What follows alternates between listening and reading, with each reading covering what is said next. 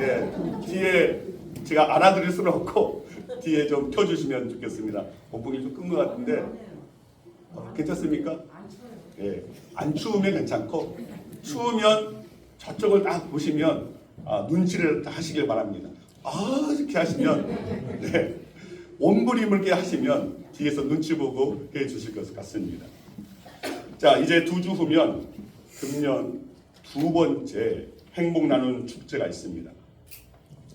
평소에도 우리는 마땅히 복음을 전하고 영혼을 구원하는 그 전도 일을 감당해야 합니다. 전해야 하고 외쳐야 하고 오늘 복음을 전하는 것은 우리가 마땅히 감당해야 할 주님의 지상 명령입니다. 그런데 지금까지 우리가 하지 못했던 하지 않았던 우리 주와 여러분들은 가슴 깊이 회개할 수 있어야 됩니다. 그리고 이번 기회에 나의 가족을, 나의 친척을, 나의 이웃을 생명의 길로 꼭 인도하리라고 이 시간 마음을 이런 다짐하시고 결단하셨으면 하는 바람입니다.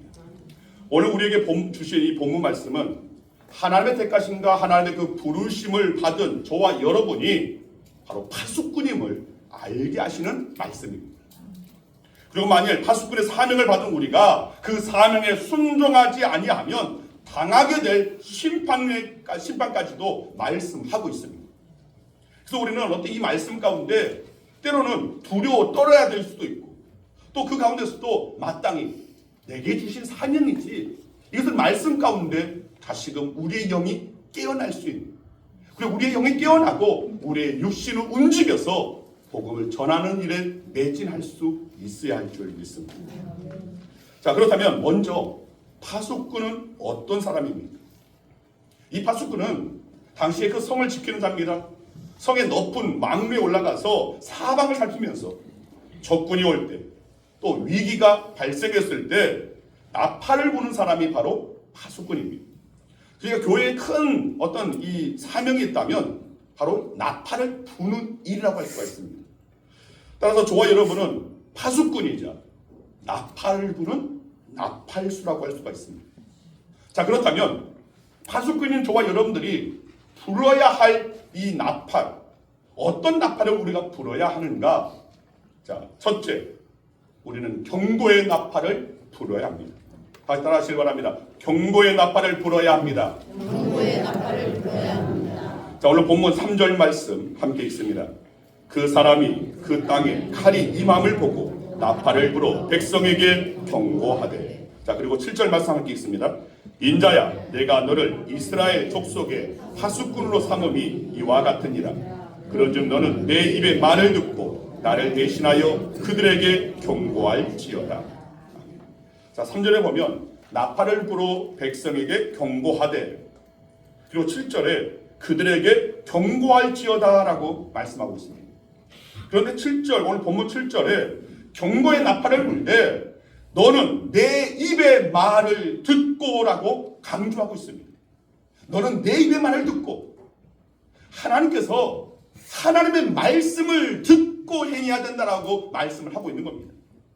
다시 말하면 파수꾼의 무기는 하나님의 말씀에 있다는 뜻입니다. 만약 파수꾼이 개 발자국 소리를 듣고서 이 발자국을 빼면 그냥 들으시길 바랍니다.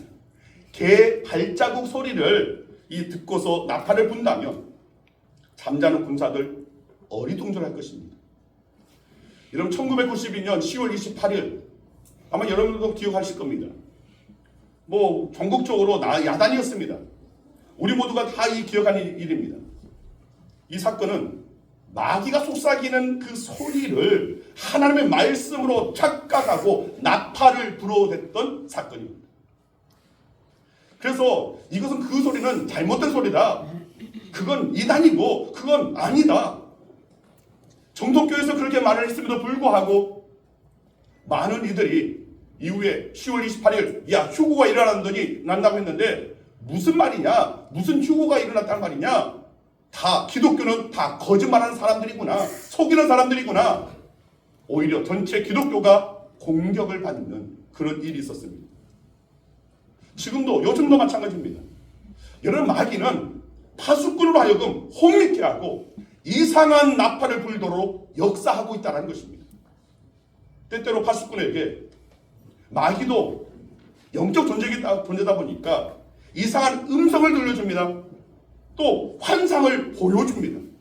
그래서 나팔을 잘못 불도록 한다는 겁니다.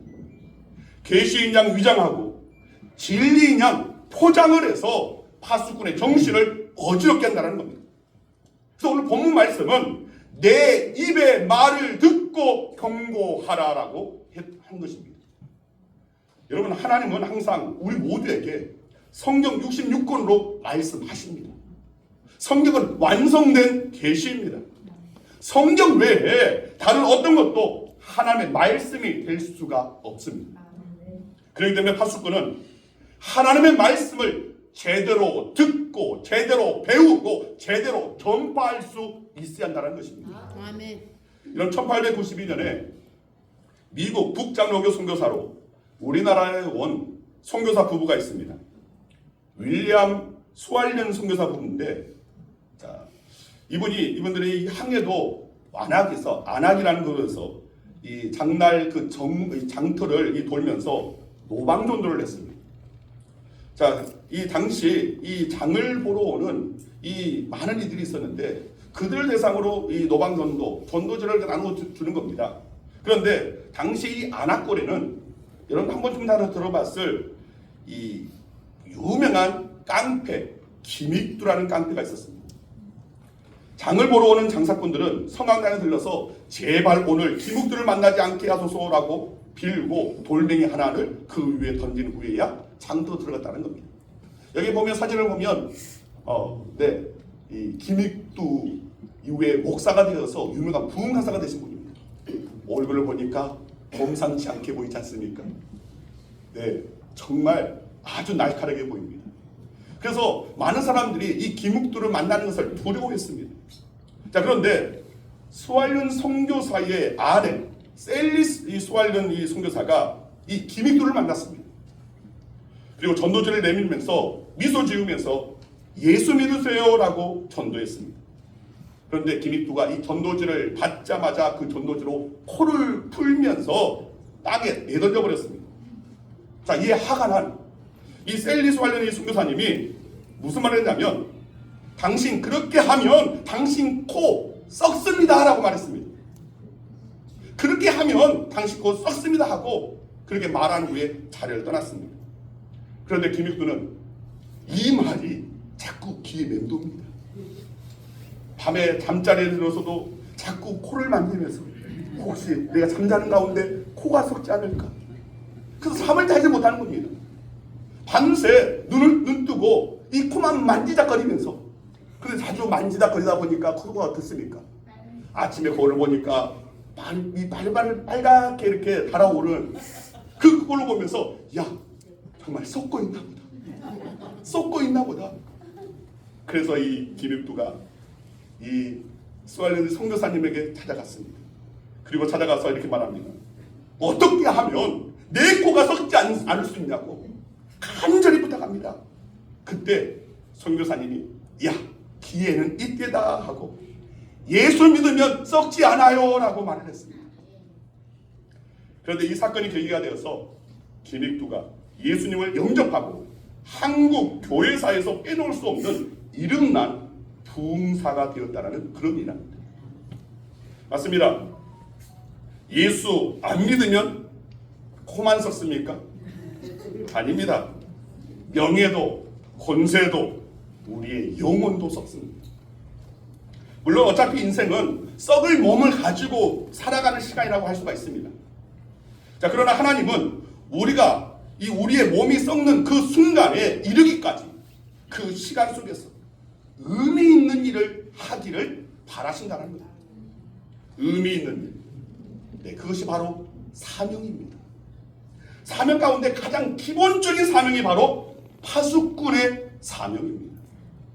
요나처럼 40일이 지나면 니느웨 성은 무너질 것이다. 경고의 나팔 우리도 불 수 있어야 됩니다. 그리고 예수님처럼 경고의 나팔 풀어야 합니다.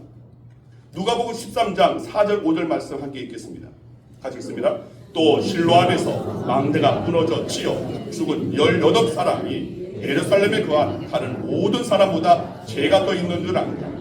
너희에게 이르노니 아니라 너희도 만일 회개하지 아니하면 다 이와 같이 망하리라. 여러분, 전도자는 때를 얻든지 못 얻든지 경고의 나팔을 불어야 합니다. 에브리데이 모두가 모든 날에 에브리웨어 어디에서든지 우리는 복음을 전할 수 있어야 한다는 것입니다. 두 번째로 우리는 복음의 나팔을 불어야 합니다. 따라하시기 바랍니다. 복음의 나팔을 불어야 합니다. 복음의 나팔을 불어야 합니다. 자, 전에도 한번 이 보네포 목사님에 대해서 이야기를 한 적이 있는데, 이 보네포 목사가 히틀러를 암살하려고 들켜서 결국은 감옥에 갇히고 사형을 당했습니다. 자, 그런데 이 감옥에서 이 보네포 목사가 꿈을 꿨는데, 히틀러가 죽어서 하나님께 심판을 받을 때 하나님이 이 보네포에게 말을 합니다. 이 히틀러에게 말을 합니다. 너는 살았을 때 많은 사람들의 무지한 피를 흘렸으므로 영원히 꺼지지 않는 지옥불에 들어가서 고통의 형벌을 받아라라고 선고를 하셨습니다. 이때 히틀러가 항의를 했다는 겁니다. 하나님, 억울합니다. 나는 사후에 이런 세계가 있는 것을 알지 못했습니다. 만약 알았더라면 왜 그런 죄를 지었겠습니까? 더군다나 그 누구 한 사람도 나에게 예수 믿으라고 전도해 주는 사람도 없었고 천국과 지옥을 말해주지 않았습니다. 자, 꿈속에서 이 말을 들은 보네포 목사님이 히틀러의 영혼을 불쌍히 여기는 마음이 없이 그저 나는 미워만 했구나, 그를 죽이려고만 했구나, 그의 영혼을 향한 그 불쌍히 여기는 마음, 하나님의 마음, 긍휼히 여긴 마음, 그 마음을 내가 놓치고 있었구나라고 깊이 회개했다는 겁니다. 여러분, 전도보다 주님께서 더 기뻐하시는 일은 이 지상에서 없습니다. 누가복음 15장 7절 말씀입니다. 함께 읽겠습니다. 내가 너희에게 이르노니 이와 같이 죄인 한 사람이 회개하면 하늘에서는 회개할 것 없는 의인 99으로 말미암아 기뻐하는 것보다 더하리라. 여러분, 하나님이 가장 기뻐하시는 일이 바로 전도하는 것입니다. 그리고 우리의 가장 시급히 할 일도 바로 전도입니다. 전도하지 않는 것은 가장 무서운 죄라는 것입니다. 로마서 10장 14절은 이렇게 호소합니다. 함께 읽습니다. 그런즉 그들이 믿지 아니하는 일을 어찌 부르리요? 듣지도 못한 일을 어찌 믿으리요? 전파하는 자가 없이 어찌 들으리요? 여러분, 세상 사람들이 구원 얻는 길, 구원 받는 길은 한 길밖에 없습니다. 오직 예수 그리스도입니다. 그래서 우리는 저들에게 예수 그리스도에 관한 복음을 전해야 합니다. 세상에 구원받는 것은 바로 복음을 전하는 우리들에게 달려있다는 겁니다. 우리가 전도하면 그들이 살고, 우리가 입을 열지 않으면 그들은 죽는다는 겁니다. 여러분, 타이탄이라는 영화를 아실 겁니다. 많은 사람들이 이 아름다운 이 영화를 보면서 큰 감동을 받고 눈물을 흘렸습니다. 그 이유는 이 비극 속에 나타난 곳곳에 나오는 영웅들의 모습 때문이었습니다. 자, 그 속에 많은 영웅들이 있었습니다. 그중 하나는 사랑하는 여인을 위해서 목숨을 내놓고 그 여인을 살리는 제프라는 주인공이 있습니다. 그리고 침몰하는 그 배를 끌어안고 마지막까지 그 키를 붙잡고 배와 함께 이 마지막을 맞이했던 캡틴 스미스라는 함장도 일종의 영웅이라고 할 수가 있습니다. 그리고 구명보 뒤에 사람들을 실려주고 그들을 살리기 위해서 정말 끝까지 노력하는 선원들도 영웅이라고 할 수가 있습니다. 그러나 모든 사람들에게 가장 큰 감동을 준 장면은 마지막 순간까지 악기를 붙들고 음악을 연주하던 악사들의 모습입니다. 그 중에 월리스 하들리라는 사람이 있었습니다. 이 사람은, 자, 오늘 여기에 그린 이 사진이 이거 실제 인물이 아닙니다. 여기 이 사진의 인물은 실제 인물이 아니라, 실제 인물은 그 다음에 얼굴을 보여주시면, 자, 그 다음 사진 한번 보여주시기 바랍니다. 네, 이분이 실제 인물입니다. 아까는 이 영화의 그 역할을 맡은 사람이고, 실제 인물은 오늘 이분입니다. 그래서 이 월리스 하들리라는 사람은, 자, 이 타이타닉 영화 가운데서 영화다 보니까 각색하는 부분이 참 많이 있습니다. 주인공의 어떤 이야기도 사실은 다 이 허구입니다. 그런데 여기에서 이 월세 하들리 이 사람은 실존했던 인물입니다. 그리고 실제로 자, 이 하들리는 이 타이타닉 그 배에 탈 때 원래 목적이 무엇이었냐면 내가 복음을 전하겠다. 내가 복음을 전하겠다. 많은 사람들에게 내가 이 연주로 정말 하나님의 그 사랑을, 구원의 그 노래를 저들에게 들려주겠다라는 그 결단 가운데 이 타이타닉에 탑승을 했다라는 겁니다. 자, 이 하들리가 썼던 이 바이올린 약 10년 전에 경매에 나왔었습니다. 그런데 이 바이올린이 발견 당시 이 줄은 2줄밖에 남지 않았습니다. 그리고 가방이 있었습니다. 근데 이 바이올린이 그 당시 하들리 그 생겨 그 당시에 굉장히 어떤 유명한 어떤 명품 바이올린 그것의 짝퉁이었습니다. 모조품이었습니다. 그런데 이 하들리가 사용한 이 바이올린이 그 당시에 15억에 납찰됐습니다. 그래서 오늘날 많은 사람들이 이 하들리가 썼던 이 바이올린, 타이타닉의 물로 발견되어져서 이제 전시하고 있는 이 바이올린이 만약 지금 경매에 나온다면 약 10배에서 20배, 거의 이 150억, 300억까지 나갈 것이다라고 그렇게 예상을 합니다. 어쨌든 하들리는 실존 인물이었고 영화의 내용처럼 타이타닉이 침몰하는 그 순간까지 마지막까지 탈출을 포기하고 바이올린을 연주했다고 합니다.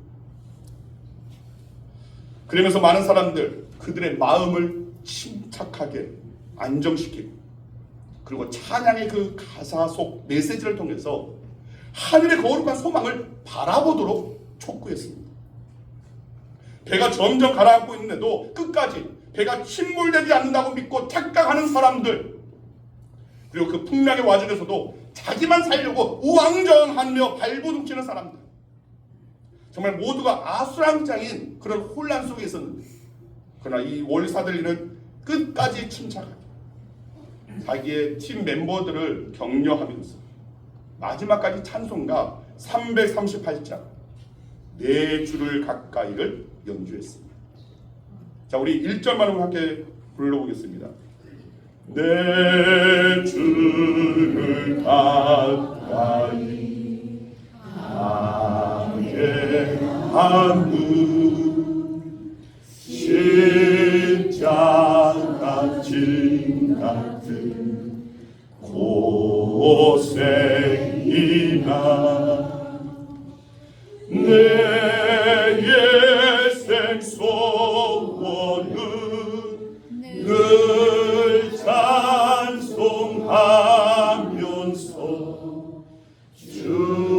주께로 나가기 원합니다.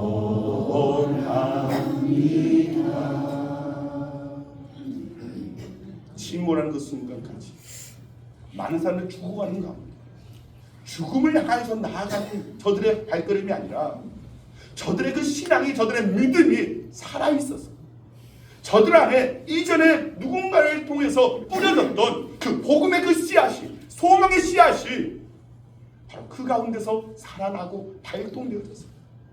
단지 죽음을 향하여 나아가는 걸음이 아닌 주님께 가까이 나아가는 걸음이다라는 것을 인식시키는 찬송가 338장을 끝까지 그렇게 연주하다가 마지막을 마치겠다는 겁니다.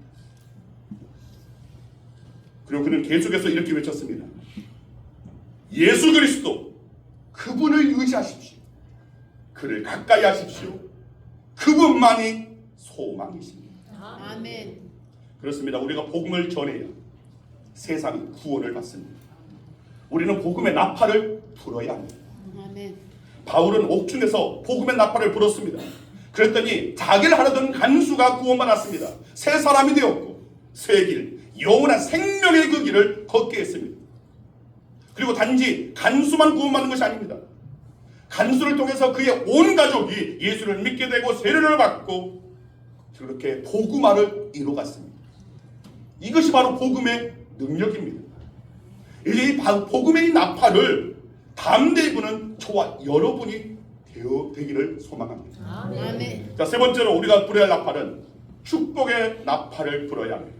따라하시기 바랍니다. 축복의 나팔을 불어야 합니다. 축복의 나팔을 불어야 합니다. 여러분, 하나님께서 에스겔을 파수꾼으로 세우신 목적이 있었습니다. 당시 이스라엘 백성들은 너무나 가난했고 영적으로도 피폐해져간 그런 상태였습니다. 그래서 에스겔을 파수꾼으로 세우사 믿음으로 온 백성들이 하나님께 다시금 돌아오기를 기대하고 바랬던 겁니다. 그런데 그 당시 이스라엘 백성들은 목이 곧은 백성이었습니다. 무슨 말이냐면 하나님의 뜻은 전혀 관심이 없었습니다. 하나님의 그 말씀에 무관심했습니다. 아니, 전혀 하나님을 찾지 않았습니다. 그런 이들을 향해 에스겔은 파수꾼으로서의 사명을 감당했던 겁니다. 그런 상황에서 그런 역할을 감당했을 때 얼마나 많은 핍박이 있었겠습니까? 박해가 있었겠습니까? 비난이 있었겠습니까? 그런 이들을 향해 파수꾼은 묵묵히 파수꾼의 사명을 감당했습니다. 생각하면 우리의 형편도 우리의 상황도 별반 다를 바 없습니다. 우리 주변에 얼마나 목이 곧은 백성들이 많은지, 목이 곧은 사람들이 많은지 모릅니다. 그래도 지금은 주님께서는 여전히 우리에게 기대하십니다. 그들을 향하여서도 너는 외쳐야 된다. 나팔을 불어야 한다. 왜냐하면 저들이 주님께 돌아왔을 때에 하나님의 놀라운 축복이 준비되어 있기 때문에. 신명기 28장을 보면 정말 우리가 감당 못할 엄청난 축복을 약속하고 있습니다. 성읍에서, 들에서, 토지와 소산이, 짐승의 새끼가, 광주리가, 떡반죽 그릇이 들어가도 나가도 복을 받는다고 했습니다. 또 에스겔서 37장에 축복도 주십니다. 생기야 들어가라 명령했을 때에 골짜기의 마른 뼈들이 다시금 살아나서 하나님의 군대를 이룬 놀라운 역사를 나타났습니다. 미문 앞 안증뱅이를 향하여 베드로는 외쳤습니다. 내게 은과 금은 없지만 내게 있는 것은 네게 주노니 곧 나사렛 예수 그리스도의 이름으로 명하노니 일어나 걸으라. 아멘. 바로 그때 안증뱅이가 일어났습니다. 여러분, 우리는 나사렛 예수 그리스도의 이름으로 복음의 나팔을 불 수 있는 자들이 되어야 됩니다. 아멘. 우리가 바로 축복의 통로가 되기 위해서 우리가 반드시 전해야 할 것은 바로 예수 그리스도의 이름입니다. 요한복음 14장 13절 14절 말씀 같이 읽습니다. 너희가 내 이름으로 무엇을 하든지